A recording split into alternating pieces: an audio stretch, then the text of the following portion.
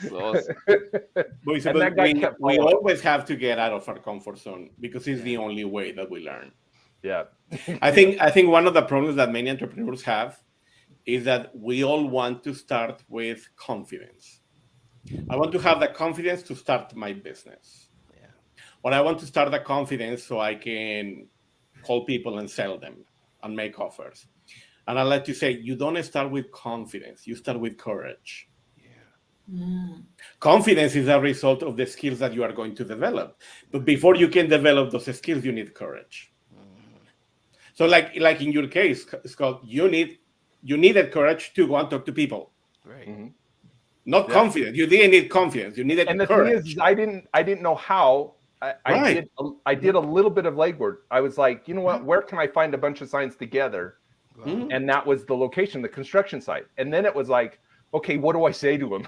You know what I mean? The panic. What do I say? Okay, I'm going to write down this phrase and see if it works. If that hadn't worked on the first one, I probably would have gone back to my car, pulled out my notebook and said, okay, I said this. Maybe I should change the phrase to this to see if it works. Nice. And I'm totally with you, Eduardo. I'm thinking it'd be great for you to come over to my Facebook Live show. It's called Carol's Courage to Confidence Corner. So we obviously have something in common. You see, I actually like to teach a loop that I got from one of my teachers. I like to call it a success loop. It's a very simple loop to think about everything that we are doing. And it begins like this. We start by making a commitment to whatever goal. I mean, I don't know the skills. I'm not confident, but I'm going to start with my commitment. And then after I made a commitment, I'm going to create courage for me so I can develop the skills to produce the result that I want. So I begin with a commitment, then I get courage. Once I get courage, I develop that capability of creating what I want. And once I develop that capability, then I get confidence. And that confidence allows me to create more commitments. And it's a loop. One way of thinking about it is 4 C's: commitment, courage, capability, confidence, and you go back.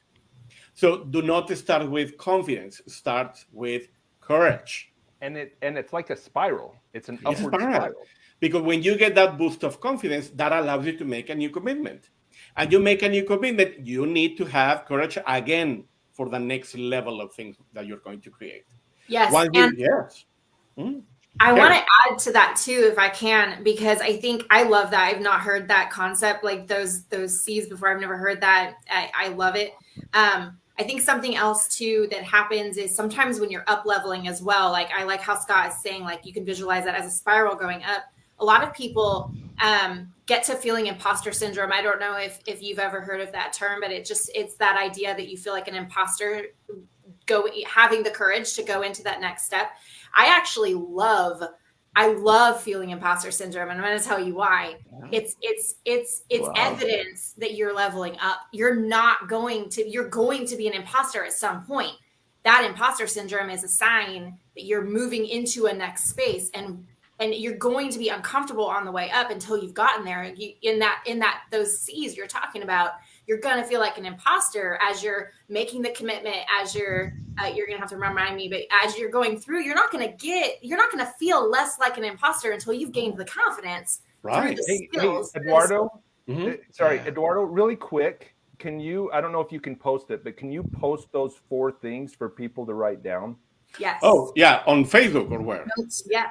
In the chat or wherever. I just think that would be really good because I wrote it down. Good. I'm writing. So we start with commitment, and then we go with courage. Are you guys writing it down in the comments? And then courage. Then we go to capability. That is the skills that we develop to achieve what we want to create. And that capability gives us confidence. Yes. Yep. And I'm going to put it like this because, Carrie, this is what you are talking about. Within these 4 C's, this loop, there are 2 that are feelings. And the problem is that one of these 2 feelings feels really good and the other one sucks. Yes. but you have to go through one so you can get to the other one. Mm-hmm. So yes, Kerry, you need to feel like an imposter. It's the only way that you can do it. And that's what I like to say. If you are willing to feel like an imposter throughout the whole process, there is only one thing that you have to do.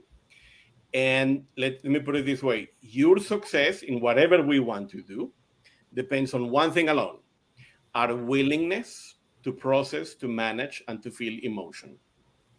Because if you can process and manage courage, you will develop the skills that you want. Yep. That's all it is. I agree. We need to get some. We need to get some ENC. We need to get some ENC bags with rope around it, and then every time he drops a gold nugget, everybody just hold it up because he be dropping a gold nugget. Come on, Eduardo. I like to say the worst thing that can happen in your entrepreneurial journey is a feeling. Yes. It's the worst thing that can happen. Yeah. It's just a feeling. And that feeling was produced by a thought.